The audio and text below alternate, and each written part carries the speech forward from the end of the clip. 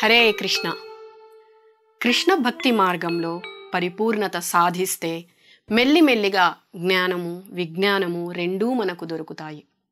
ఈ భక్తి చేస్తున్నప్పుడు మనకి మొదట కొంత నిరుత్సాహం కలగవచ్చు. ఎందుకంటే గత కొన్ని సంవత్సరాలుగా మనం భక్తిలో సరిగా లేకపోవడం కారణం కావచ్చు. కానీ కొంతకాలం తర్వాత శ్రద్ధ వలన పరమ శాంతిని పొందుతాము. అంటే ఎవరైతే సరిగ్గా సాధన చేస్తారో వారు భక్తిలో మంచి స్థాయిలో ఉంటారు. ఇక్కడ శ్రద్ధ చాలా ముఖ్యమైనది. సంస్కృతంలో శ్రద్ధ అంటే నమ్మకం లేదా విశ్వాసం అని అర్థం. శ్రద్ధ గురించి భగవద్గీతలో కృష్ణ భగవానుడు 4వ అధ్యాయం 39వ శ్లోకంలో ఈ విధంగా పలుకుతున్నారు. శ్రద్ధవాన్ లభతే జ్ఞానం తత్పరః సంయతేంద్రియః జ్ఞానం లబ్ధ్వా పరాం శాంతి మచిరేనాధిగచ్చతి. ఈ శ్లోకం భావం: దివ్య జ్ఞానం పట్ల శ్రద్ధ గలవాడు, ఇంద్రియములను నిగ్రహించిన వాడును అగు మానవుడు ఆధ్యాత్మిక జ్ఞానమును పొందుటకు అర్హుడు.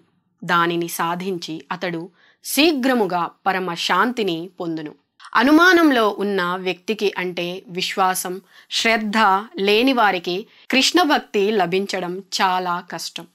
మనం ప్రతిరోజు చేసుకునే పనుల్లో కూడా కొంత నమ్మకం అనేది అవసరం.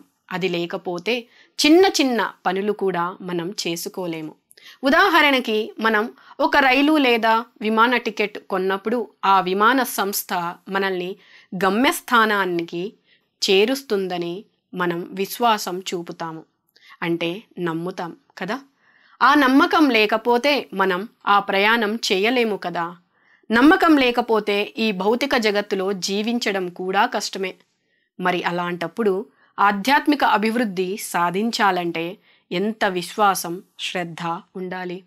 అసలు నమ్మకం దేని పట్ల ఉండాలి అంటే ఇక్కడ మొదట మన శాస్త్రం పట్ల ఉండాలి. మనం శాస్త్ర ప్రమాణం పట్ల మన నమ్మకం ఉండాలి.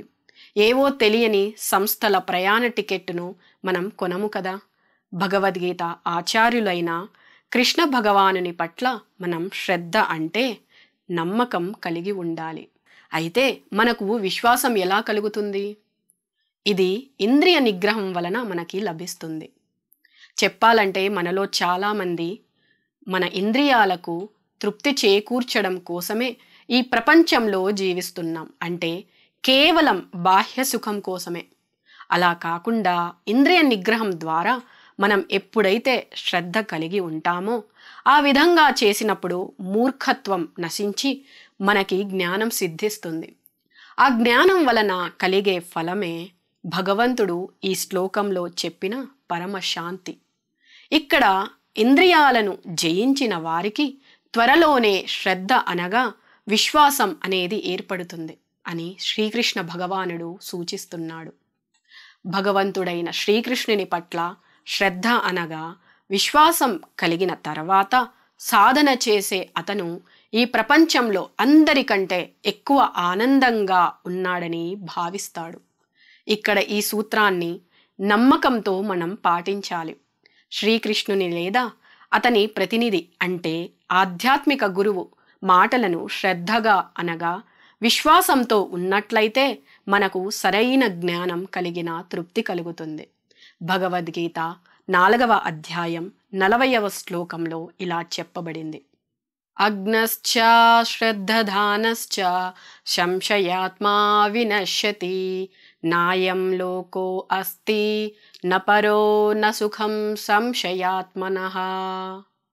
భావం: అపౌరుషేయములైన శాస్త్ర గ్రంథములను సందేహించు అజ్ఞానులు, శ్రద్ధారహితులు భగవద్జ్ఞానమును పొందజాలక పతనం చెందుదురు.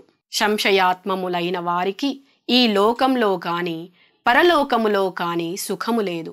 ఈ జ్ఞాన మార్గములో నడుచుకోవడానికి వెడుకాడేవారు ఆధ్యాత్మిక అభివృద్ధిని సాధించలేరు. సరిగ్గా చెప్పాలంటే అజ్ఞానమే సందేహానికి కారణం. కృష్ణ భక్తి అంటే కృష్ణ చైతన్యమును స్వీకరించడానికి సందేహించే వారికి ఈ జన్మలోనే సుఖముండదు. ఇక వచ్చే జన్మ గురించి ఇక చెప్పేదేముంది? ఈ భౌతిక ప్రపంచం అసలు దుఃఖానికి కారణం. శ్రద్ధ లేని వారికి అది మరింత దుఃఖమయమైంది. శ్రద్ధ లేని వారి పరిస్థితి అపాయకరమైనది.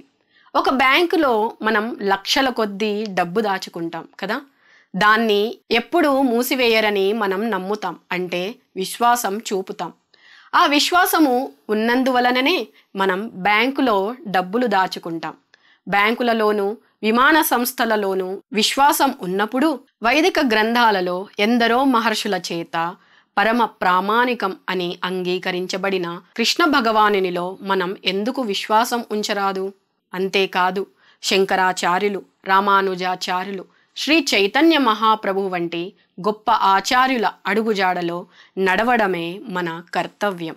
మనం మన బాధ్యతలను, కర్తవ్యాలను వారి అడుగుజాడలలో నడవడం ద్వారా వారి పట్ల మన విశ్వాసాన్ని ప్రకటిస్తే ఆధ్యాత్మికంగా మనం విజయాన్ని సాధించవచ్చు. హరే కృష్ణ.